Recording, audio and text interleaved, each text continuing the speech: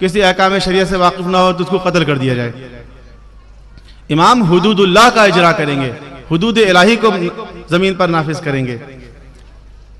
اگر کوئی اس دور میں مہدویت کے دعویٰ کرے تو کیا واجب القتل ہے؟ کوئی نبوت کا دعویٰ کرے تو واجب القتل ہے, لیکن کوئی مہدی ہونے کا دعویٰ کرے تو اس کے واجب القتل ہونے کی کوئی دلیل ہمارے پاس نہیں ہے.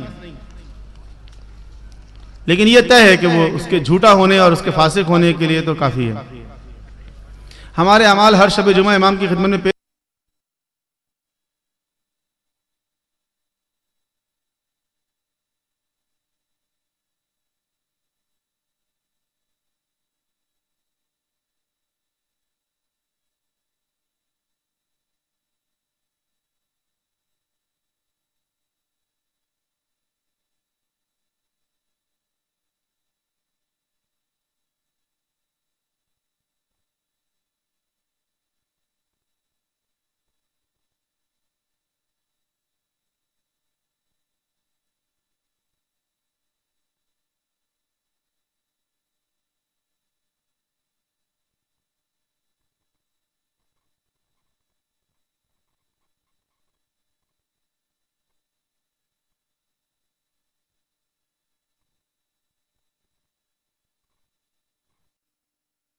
اور مولا کائنات پہ فرماتے ہیں کہ تنہائی میں گناہ کرنے سے بچو, کیونکہ جو دیکھنے والا ہے وہی فیصلہ کرنے والا ہے.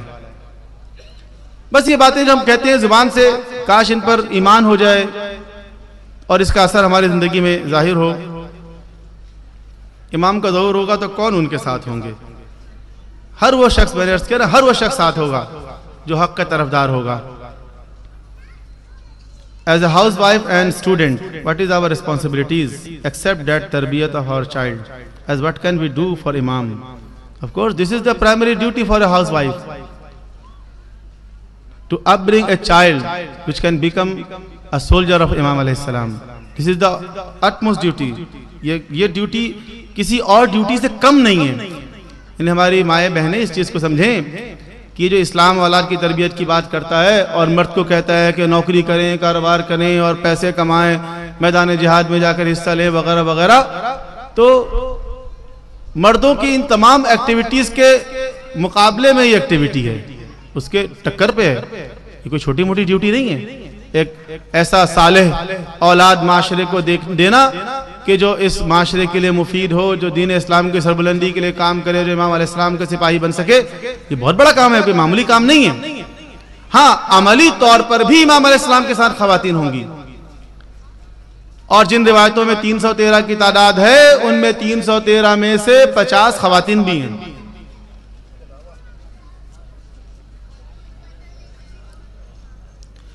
روزمرہ کی زندگی میں وہ کیا امور انجام دے کہ ہم زمانے کے امام کی مددگار بن سکیں, جو زمانے غیبت میں ہماری ذمہ داری ہے ان کو انجام دیں. امام زمانے کی مدد کے سلسلے میں میڈیا کا کیا کردار ہونا چاہیے؟ امام کے ظہور کے لیے اگر میڈیا میں کوئی مومن ہے تو دیکھیں اس زمانے میں میڈیا کا بڑا اثر ہے. وہ میڈیا میں ایسے پروگرامز, ایسے ٹاک شو, ایسی چیزیں پیش کرے کہ جس سے لوگوں کے اندر اس موضوع کے لیے جستجو پیدا ہو. ابھی لوگ واقف نہیں ہیں, جو پروگرامز ہو رہے ہیں یہ کچھ بھی نہیں ہے, بہت کم ہے.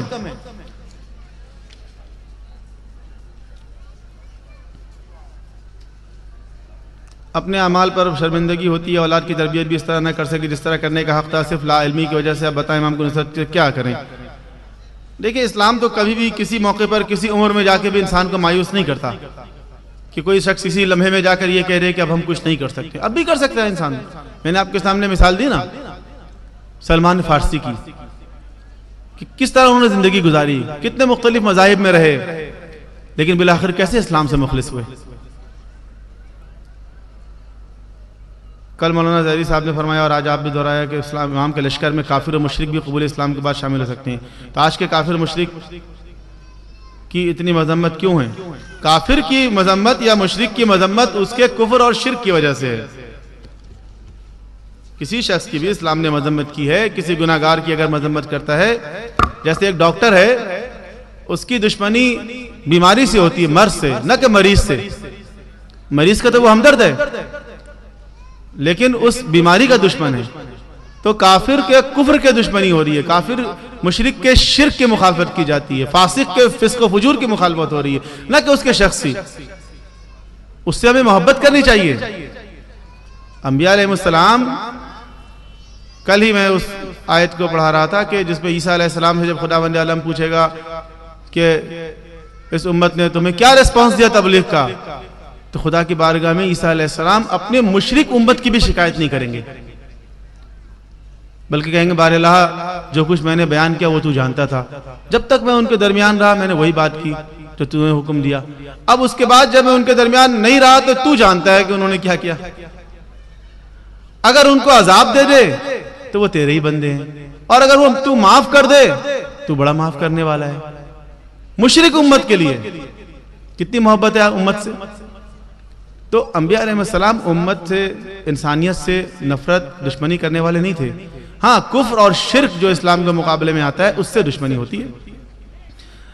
والدین کے اپنے بچے کے لیے تربیت کے حوالے سے کیا ذمہ داری ہے؟ بالخصوص ایک ماں کا کردار